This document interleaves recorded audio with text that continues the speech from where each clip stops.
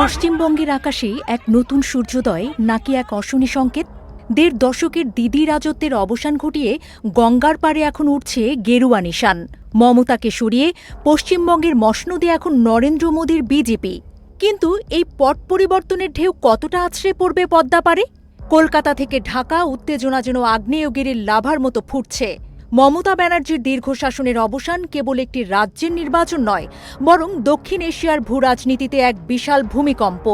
শুভেন্দু অধিকারীর কাছে মমতার পরাজয় যেন এক মহাকাব্যের পতনের সুর বাজিয়ে দিয়েছে, যা প্রতিধ্বনি শোনা যাচ্ছে বাংলাদেশের সচিবালয় থেকে শুরু করে চায়ের কাপের আড্ডায়। বাংলাদেশের দীর্ঘদিনের আক্ষেপ তিস্তা। মমতা ব্যানার্জির একগুঁয়েমির কারণে যে চুক্তির ফাইল দশকের পর দশক ধরে ধুলো জমছিল, দিল্লির ঘনিষ্ঠ সরকার কলকাতায় আসায় কি সেই জট খুলবে, নাকি ডাবল ইঞ্জিন সরকারের চাপে পানি বন্টনের সমীকরণ আরও জটিল হয়ে উঠবে? আতঙ্কের আরেক নাম পুশব্যাক। নির্বাচনের আগে বিজেপি নেতাদের করা কড়া মন্তব্যের কি এখন বাস্তবে রূপ নেবে?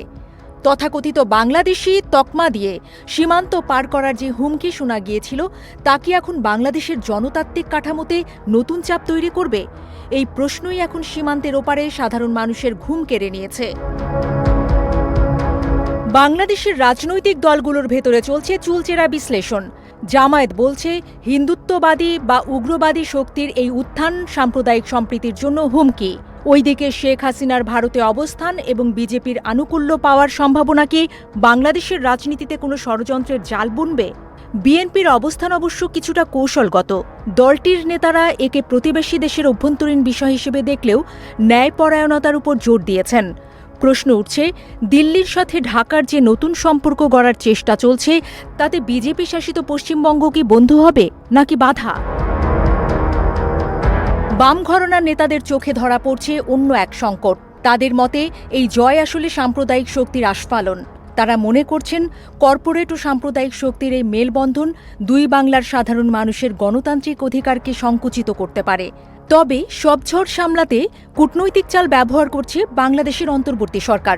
পররাষ্ট্র প্রতিমন্ত্রী শামা ওবায়েদ অত্যন্ত ধীরস্থিরভাবে জানিয়েছেন, কলকাতায় শাসন ক্ষমতায় যেই থাকুক দ্বিপাক্ষিক সম্পর্কে তার প্রভাব পড়বে না। কিন্তু পর্দার আড়ালে কি সত্যিই সব ঠিক আছে? ভুলে গেলে চলবে না, ২০২৪ সালের আগস্টের পর থেকে দুই দেশের সম্পর্কের পারদ ছিল হিমাঙ্কের নিচে। পণ্য বয়কট, ভিসা বন্ধ, এমনকি মিশনে হামলার মতো ঘটনায় যে ফাটল ধরেছিল তা মেরামত করা কি এখন আরও কঠিন হয়ে পড়বে? গেরুয়া শিবিরের কট্টর অবস্থান কি এই ক্ষতকে আরও গভীর করবে?